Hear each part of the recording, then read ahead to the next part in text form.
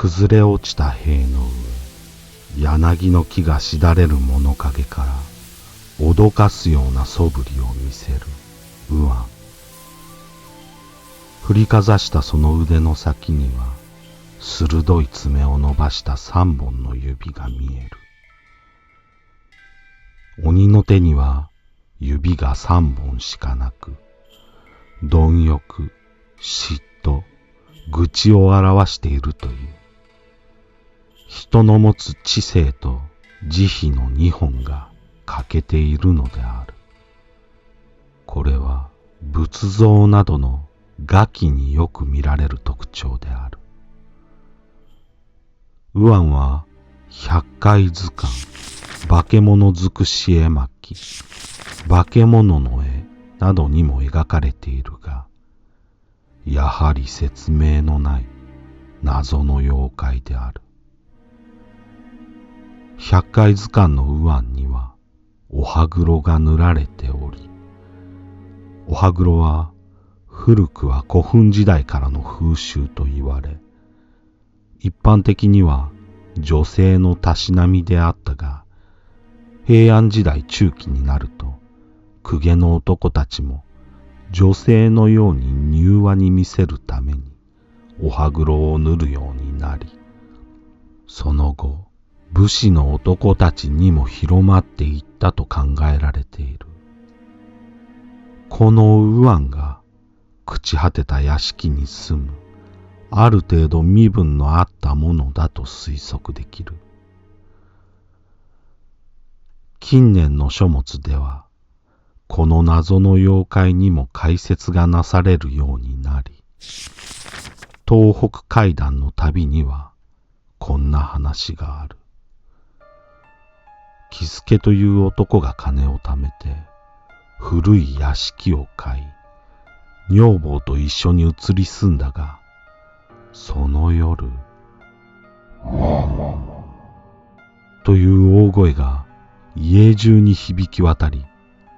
二人は一睡もすることができなかった。翌朝、赤い目をして起きてきた二人は、右腕という大声で眠ることができなかったと訴えたが、近所の者たちは誰一人そんな声は聞いておらず、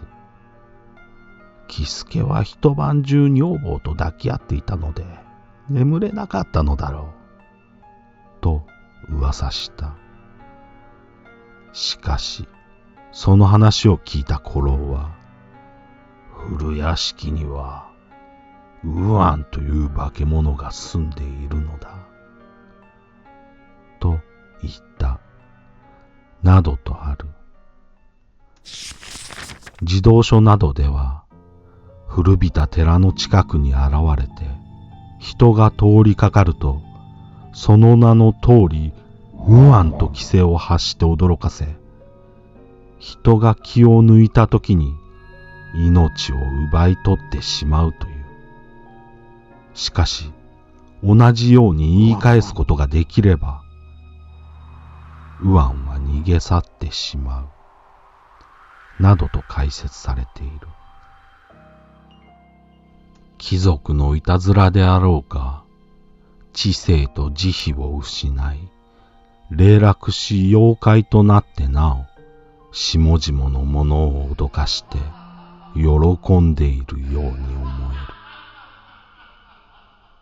る。ガズ百鬼夜行は、この妖怪、右腕で幕を閉じる。阿吽という言葉があるが、金剛力士の阿行と雲行としても有名である。この阿吽という言葉は、万物の始めと終わりを象徴するものとされ、その終わりを象徴する運の名前を含む妖怪、右腕で幕を閉じることに何かしらの意味が隠されているのかもしれない。安永5年、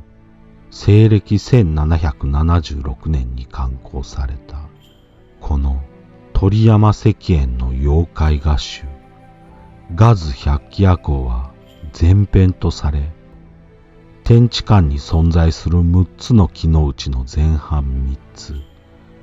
陰、陽、風の3巻にまとめられているが、当番組では投資番号でまとめさせていただいた。そしてこのガズ百鬼夜行がいかにして描かれたのか、その内容が序文、抜文に描かれているので、続けて紹介させていただきたい。序。物が化けること。石がツバメになり、筆がコオロギになれば、よく化けたと言うべきだろう。ここに鳥山石燕なる者が、絵を楽しむこと数年、その筆はよく化けて、神羅万象を描けないものはない。先に画集鳥山彦を描いたことは世の知るところである。今回古い百鬼夜行図をもとに意を加え形を描いた。これを覚悟を持って早急に版木にし出版できることを誇りに思う。預かるに至った絵は6巻にまとめ、陰、陽、風、雨、海、明に分けて、そのままガズ百鬼夜行と題し、前編3冊にまとめ、ここにあらかじめ序を記した。世間は配下の友で古くからよく知る仲であることは言うまでもないが、ただ怪力乱心を間違いのないように伝えてきた人には、いささか一定の距離感を持って見守っていただきたいと思いなきにしもあらざるのみ。安永4年辰年木のと羊、西暦1775年冬、東都院士使用主人老さん。抜文。歌は人の心を感じて声を発するもの。絵はまた声のない歌である。形ありて声はなし。そのことごとによって情景を浮かべ感じ取るのである。